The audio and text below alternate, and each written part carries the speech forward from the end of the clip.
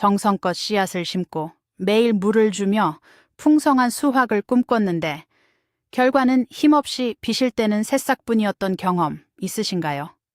텃밭 가꾸기의 즐거움이 어느새 좌절감으로 바뀌고 있다면 아마 여러분은 까다로운 채소에 도전하셨을지도 모릅니다. 하지만 포기하기는 이릅니다. 사실 그 채소들이 어려운 데에는 다 이유가 있거든요.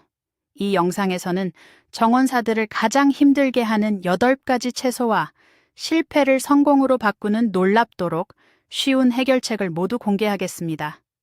여러분의 텃밭 인생, 오늘을 기점으로 완전히 달라질 거예요. 과연 어떤 채소들이 우리를 애먹이는 걸까요? 그리고 그 해결책은 무엇일까요? 끝까지 지켜봐 주세요. 본격적으로 시작하기 전에 왜 어떤 채소는 쉽고 어떤 채소는 유독 까다롭게 느껴지는지 알아볼 필요가 있습니다. 이건 결코 여러분의 농사 실력이 부족해서가 아닙니다. 모든 채소는 저마다 고유한 성장 환경을 선호하기 때문이죠. 어떤 식물은 특정 산도의 흙을 좋아하고 어떤 식물은 온도 변화에 극도로 예민합니다. 또 어떤 씨앗은 싹을 틔우기 위해 특별한 조건이 필요하기도 하죠. 우리가 흔히 저지르는 실수는 모든 채소를 똑같은 방식으로 대하려는 것입니다. 상추를 키우던 방식 그대로 당근을 키우려고 하면 실패할 확률이 높습니다. 이 채소들의 특별한 요구사항을 이해하는 것이 바로 성공적인 텃밭 가꾸기의 첫걸음입니다. 이제 그 까다로운 친구들의 속마음을 하나씩 들여다볼까요? 첫 번째 주인공은 바로 뿌리채소의 미스터리, 당근과 무입니다.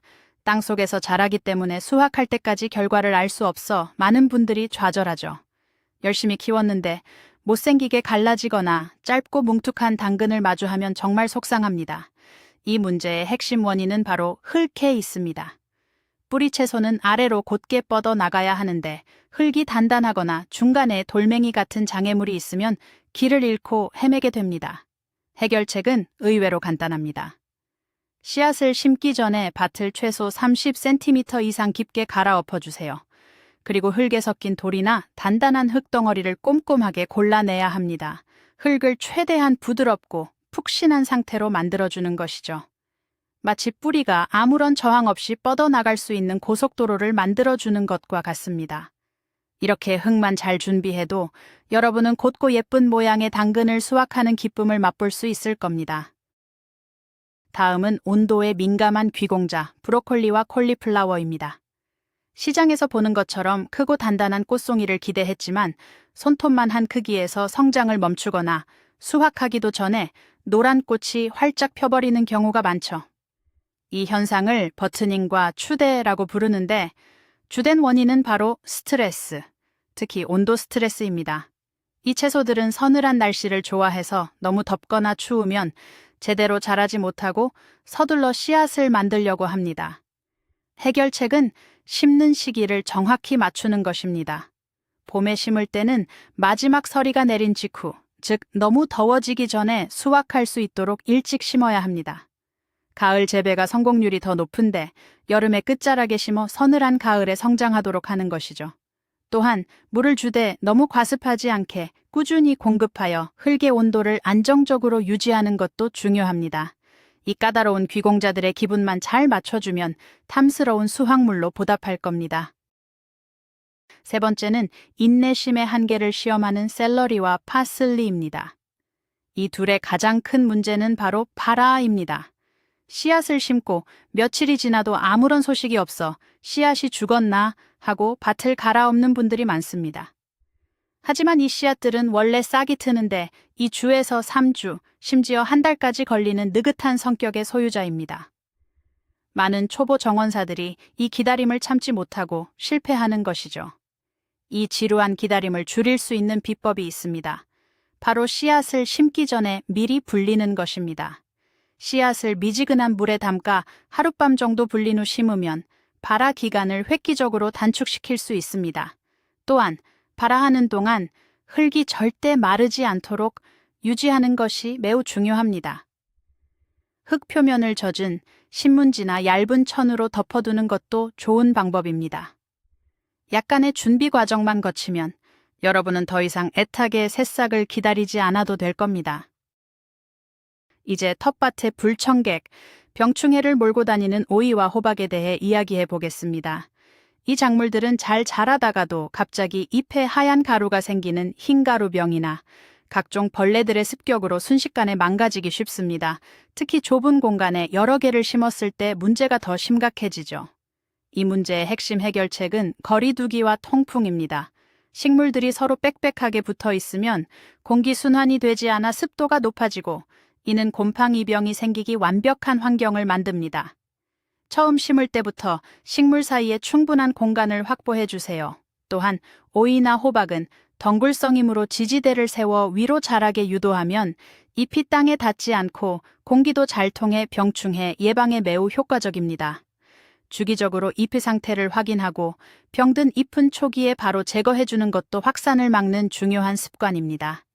건강한 환경을 만들어주면 식물 스스로 병을 이겨낼 힘이 생긴다는 점을 기억하세요. 5번째는 함께일 때 강해지는 옥수수입니다. 텃밭 한쪽에 한두 줄로 길게 심은 옥수수. 나중에 수확해보니 알맹이가 드문드문 박힌 잎 빠진 옥수수가 열려 실망한 적 없으신가요? 이것은 옥수수의 독특한 수분 방식 때문입니다. 옥수수는 바람에 의해 꽃가루가 날아가 암술에 붙어야 열매를 맺는데 이걸 풍매화라고 합니다.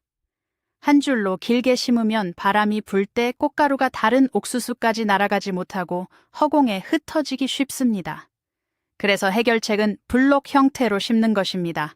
최소한 3줄 곱하기 3줄 또는 4줄 곱하기 4줄처럼 정사각형에 가까운 형태로 옹기종기 모여 심어야 합니다. 이렇게 하면 어떤 방향에서 바람이 불어도 꽃가루가 이웃 옥수수에 닿을 확률이 극적으로 높아집니다. 텃밭 공간이 좁더라도 길게 한 줄보다는 짧게 여러 줄로 뭉쳐 심는 것이 꽉 찬 옥수수를 수확하는 비결입니다.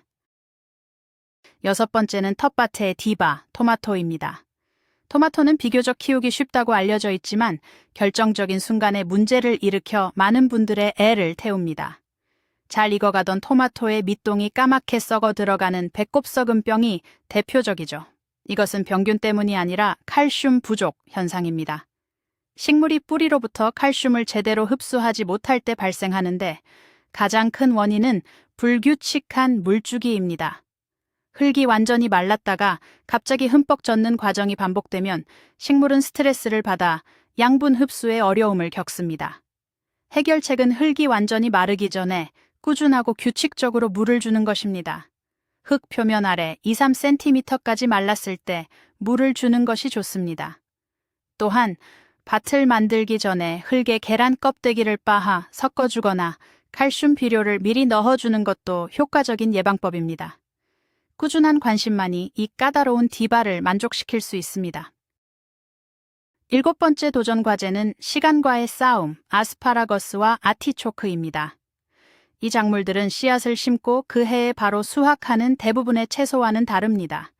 이들은 여러 해 살이 식물로 심고 나서 제대로 된 수확을 보려면 최소 2년에서 3년의 기다림이 필요합니다. 많은 사람들이 이 사실을 모르고 첫 해에 아무런 수확물이 없자 실망하고 포기해버립니다. 따라서 이 작물들을 위한 해결책은 기술적인 것보다는 마음가짐과 장기적인 계획에 있습니다. 씨앗보다는 모종이나 뿌리를 구입해 심으면 수확까지의 기간을 1년 정도 단축시킬 수 있습니다. 그리고 텃밭의 한쪽 구석, 몇 년간 다른 작물을 심지 않을 영구적인 장소를 마련해 주는 것이 중요합니다. 이 작물들은 한번 자리를 잡으면 10년 이상 꾸준히 수확의 기쁨을 안겨주는 그야말로 텃밭의 연금과도 같은 존재입니다. 인내심을 갖고 투자한다면 분명 그 이상의 보답을 받을 수 있을 겁니다. 마지막으로 살펴볼 채소는 흙에 대한 취향이 확고한 감자와 양파입니다. 이들은 우리 식탁에 자주 오르는 만큼 직접 키워보려는 분들이 많지만 생각보다 알이 잘고 수확량이 적어 실망하는 경우가 많습니다. 특히 감자는 척박한 땅에서도 잘 자란다는 오해가 있지만 사실은 약산성의 토양을 선호합니다. 반면 양파는 중성에 가까운 토양을 좋아하죠. 이처럼 각기 다른 흙의 산도 pH 요구를 무시하면 좋은 결과를 얻기 어렵습니다. 가장 좋은 해결책은 심기 전에 토양 산도 테스트를 해보는 것입니다. 시중에서 쉽게 구할 수 있는 테스트기로 내 텃밭의 흙 상태를 확인하고 그에 맞춰 조절해주는 것이죠. 예를 들어 흙이 너무 알칼리성이면 감자를 위해 유황가루나 피트모스를 섞어 산도를 낮춰주고, 너무 산성이면 양파를 위해 석회를 뿌려 중화시켜주는 식입니다. 작물의 취향에 맞게 흙을 맞춤 제작해주는 것, 이것이 바로 풍성한 수확으로 가는 마지막 열쇠입니다. 자, 오늘 우리는 텃밭에서 우리를 가장 힘들게 했던 8가지 까다로운 채소들의 비밀을 파헤쳐 보았습니다. 흙을 부드럽게 만들어주기, 심는 시기 조절하기, 씨앗 불리기, 그리고 옥수수를 뭉쳐 심는 것까지. 놀랍게도 해결책은 아주 거창한 기술이 아니라 그 식물의 고유한 특성을 이해하고 존중해주는 작은 변화에 있었습니다. 이제 더 이상 나는 농사에 소질이 없나 봐라며 자책하지 마세요. 실패는 여러분의 잘못이 아니었습니다. 단지 그 채소들의 언어를 몰랐을 뿐입니다. 오늘 배운 팁들을 여러분의 텃밭에 적용해 본다면 이전과는 완전히 다른 풍성한 수확의 기쁨을 맛보게 될 거라고 확신합니다. 영상이 유익하셨다면 좋아요와 구독 버튼을 꼭 눌러주세요. 여러분의 작은 응원이 더 좋은 콘텐츠를 만드는 데 큰 힘이 됩니다. 그리고 마지막으로 질문이 있습니다. 여러분이 텃밭에서 키우다가 가장 크게 실패했던 혹은 성공했던 채소는 무엇인가요? 여러분의 소중한 경험담을 아래 댓글로 공유해주세요. 함께 이야기 나누며 배워가요. 시청해주셔서 감사합니다.